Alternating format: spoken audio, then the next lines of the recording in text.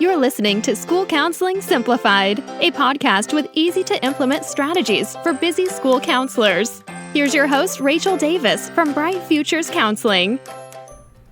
Are you struggling this time of year?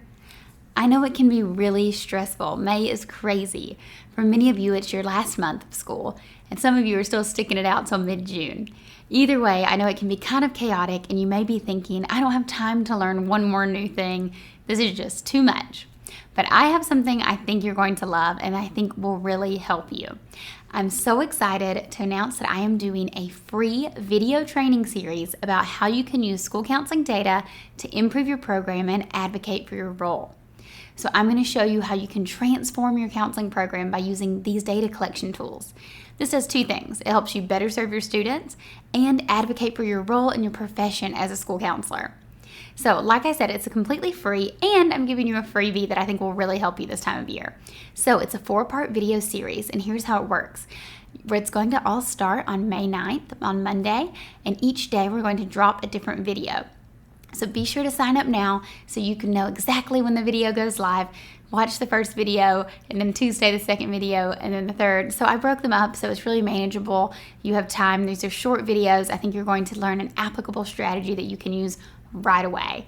And after you watch all 4 videos, you get a special freebie.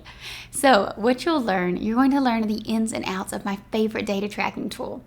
Then I'll show you how you can interpret that data to improve your counseling program and later showcase that data to advocate for your position. So who is this training for? Well, if you are a new school counselor who is not sure where to get started when it comes to collecting data, this is for you. Or if you're a veteran counselor who needs new ways to track your program's progress and measure student success. Or if you're a school counselor who needs more time to effectively track data. I think we can all relate to that one. Or maybe you just want to start advocating for your role and you're looking for some more recognition for all of the hard efforts you put in this year. Either way, if you are one of those people, you are going to love this. I can't wait for you guys to sign up. Head over to stressfreeschoolcounseling.com/training to get started today. All right, let's go to today's episode. Hey there, thanks for listening to School Counseling Simplified. So I cannot believe it is already May. For some of y'all, that means it's your last month of school. So I know you're just like hanging in there, counting down the days, or maybe you're feeling totally refreshed and prepared still. Who knows?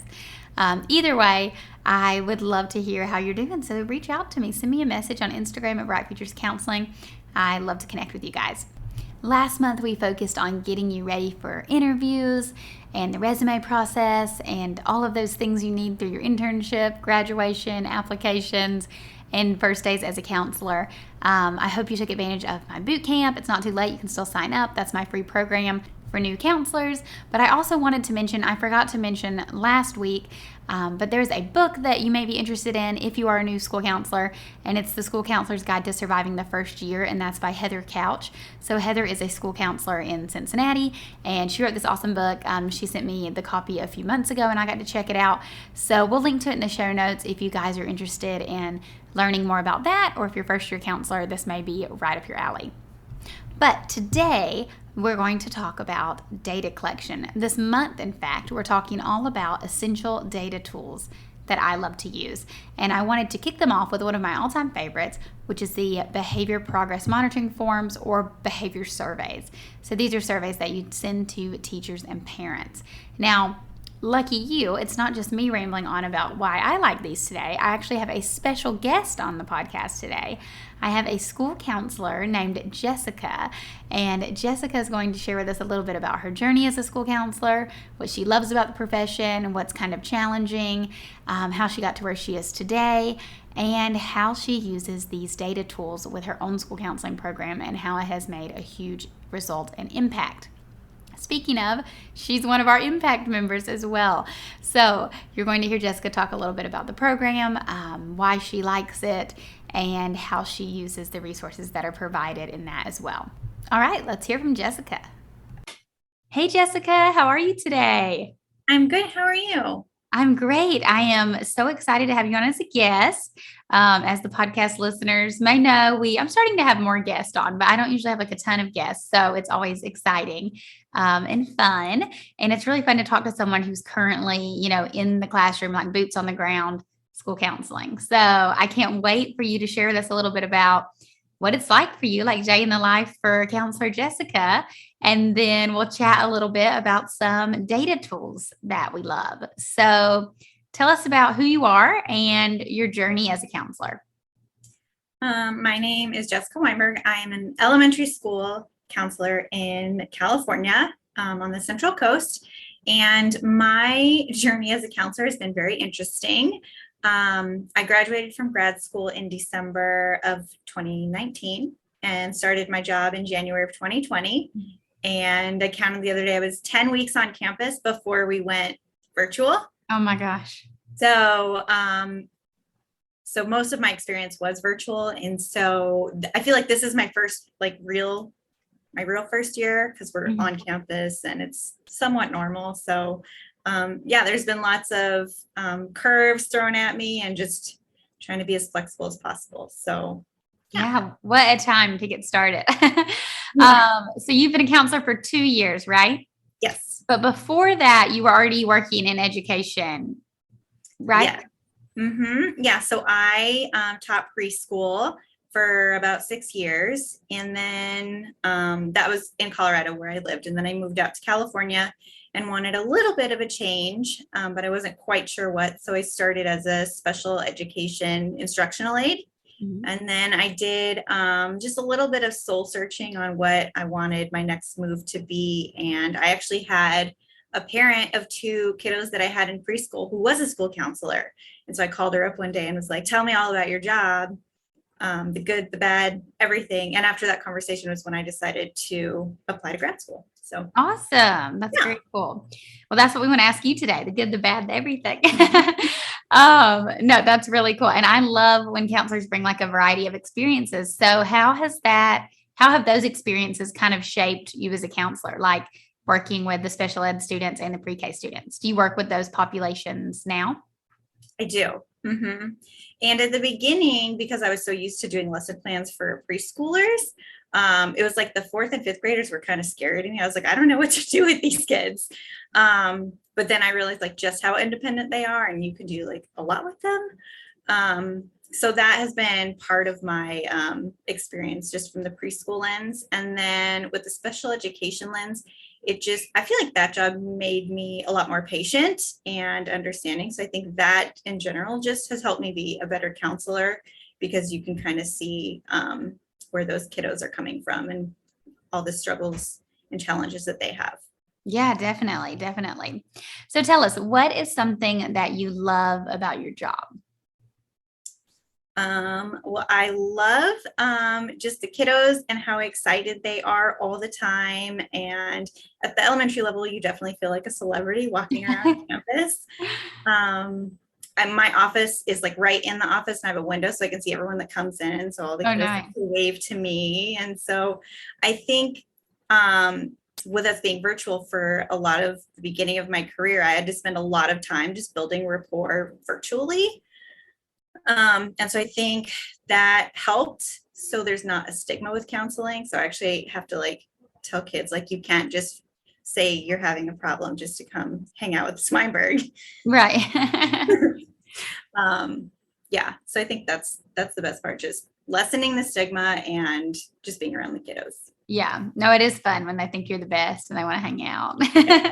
Definitely at the elementary level. That's great. And what do you find the most challenging about your job? I would say time. So I am the only school counselor. I think as of today, we have 581 students in the school. And so just trying to reach everyone and also take breaks for myself. That's something that I've been trying really hard to do.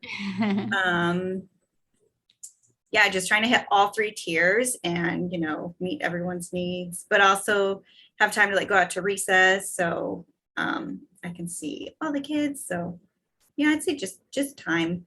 Balancing everything. Yeah, definitely a struggle. And what is something that makes you proud about your school counseling program this year?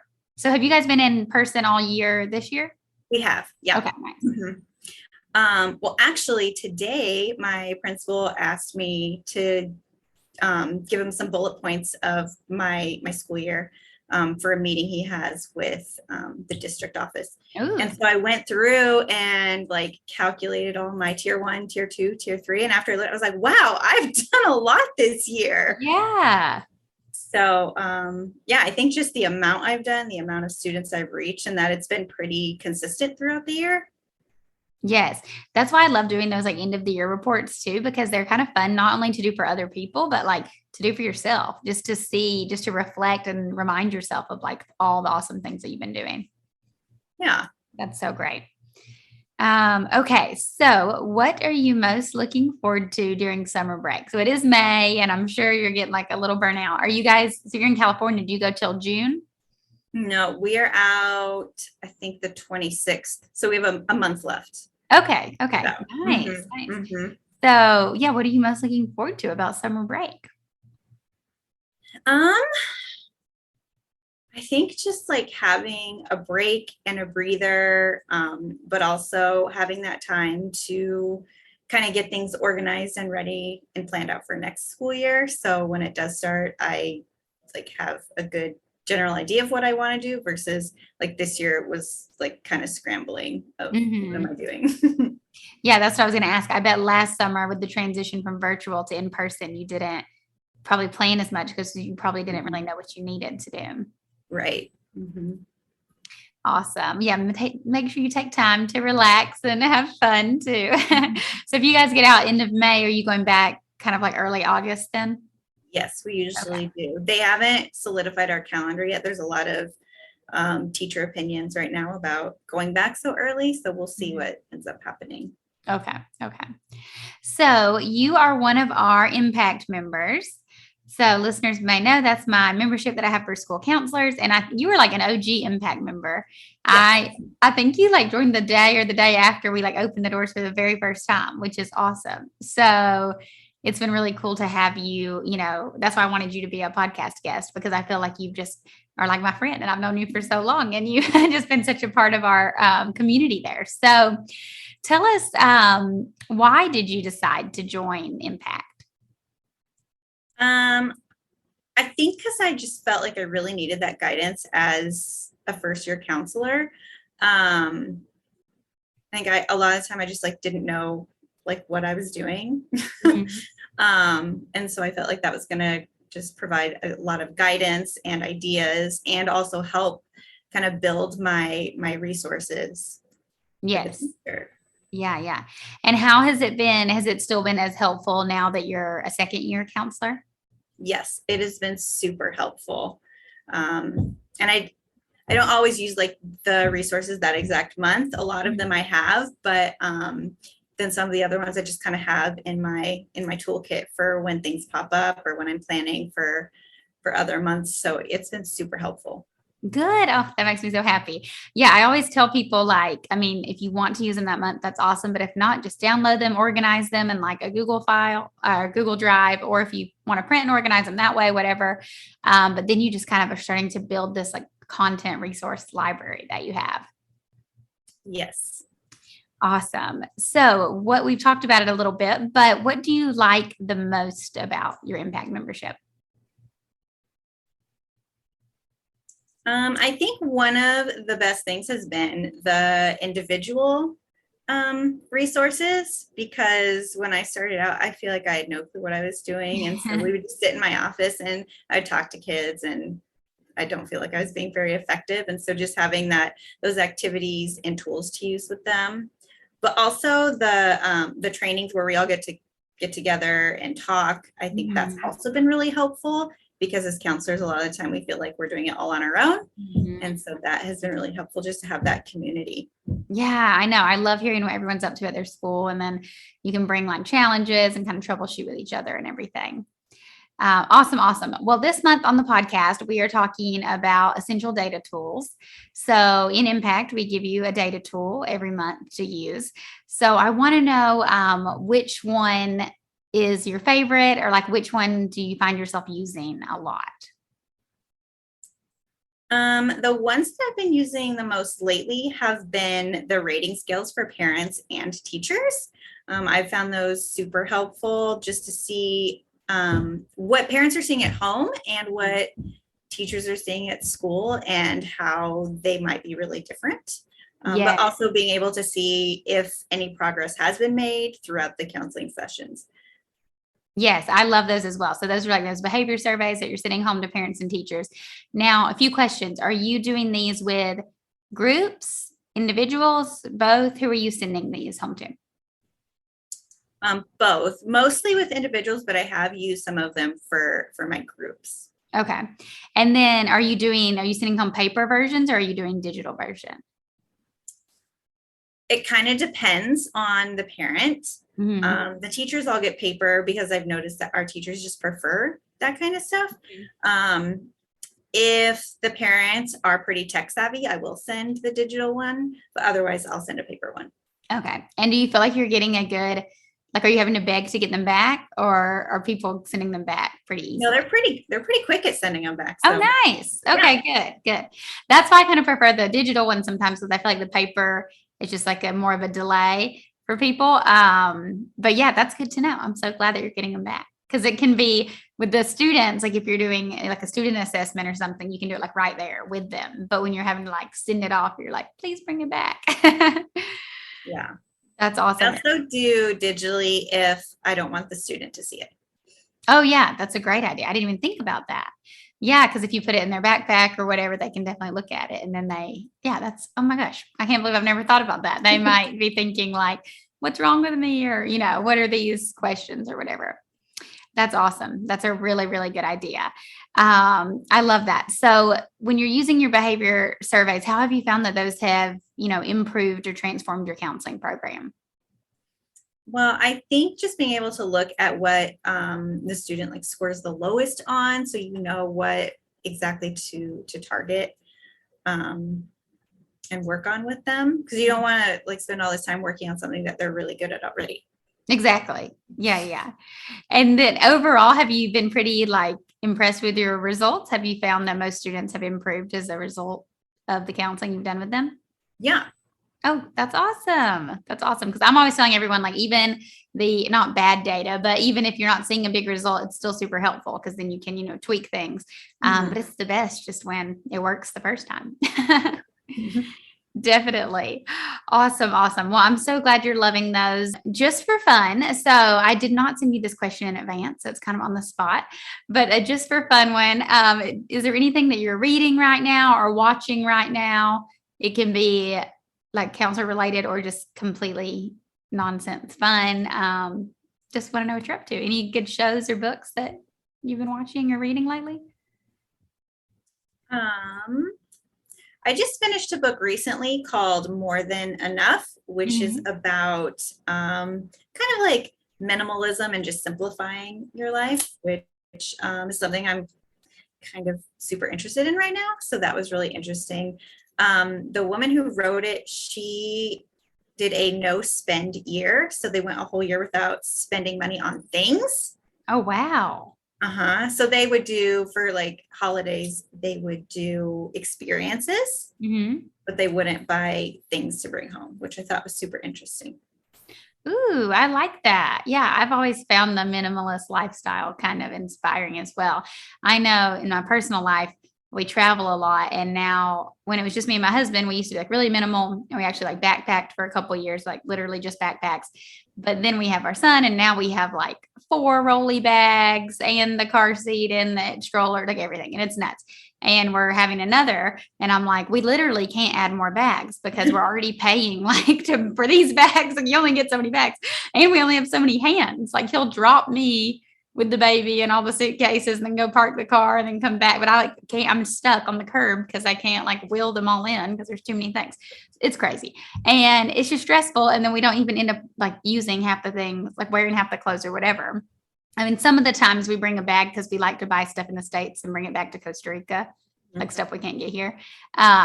But clothes and stuff, I'm like, this is so silly. I just need to like do laundry or rewear, pack like 2 shirts instead of 10 shirts. So I've decided when we start to travel again with the second baby that I'm going the complete inverse. Like I can't get any bigger. So I'm just going to go back to my backpacking super minimal roots. I want to see like how small we can pack for 4 people. Yeah. Challenge for you. Yeah. So we'll, cool. That sounds like a great book. I'll have to check it out. We'll link to it in the show notes if someone's interested as well. So thanks for sharing that. And thank you for sharing all about your experience as a school counselor. I know our listeners love to hear from other counselors and about your experience with Impact and just how these data tools are helping you right now. So thank you so much for your time. And it was great chatting with you, Jessica. You too. Thank you for having me. Okay, guys, I hope you loved that interview with Jessica. I love hearing how she's using those behavior surveys with parents and teachers to improve her counseling program. So if you haven't used them yet and you want to try, I'll link to them in the show notes. I have a template for you guys. It's in print and digital format, like I was discussing with her. So they're editable, so you can use the templates I provided or make your own. And the cool news is that they are actually on sale today because it's the TPT sale. So you can snag them for 25% off. So we'll link to those in the show notes. And if you're listening to this on Tuesday, you can get them on sale. Also, I really hope to see you guys next week in my training. That's my free video series where we're also talking about data collection and my favorite data tools. So if you are into this topic, if you're finding these episodes helpful, you're going to love the training. It's free. It's a 4-part video series, like I said earlier, and I break it down into small chunks, so it's totally doable. So it's not going to take up your whole evening or anything. Like, you can literally listen in while you're folding laundry or something like that. So you can go to stressfreeschoolcounseling.com/training to sign up, and I'll talk to you next week. Thanks for listening to School Counseling Simplified. You can find the links from today's episode in the show notes. If you'd like to connect with Rachel, she's on Instagram and Teachers Pay Teachers at Bright Futures Counseling. Be sure to subscribe to the podcast so you don't miss any episodes of School Counseling Simplified. Talk to you next week.